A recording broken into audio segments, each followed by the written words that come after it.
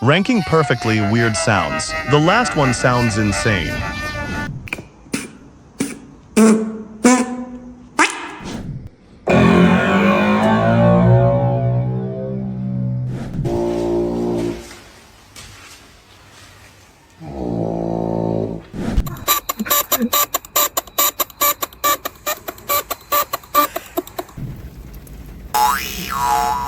Comment which one was your favorite and follow for more.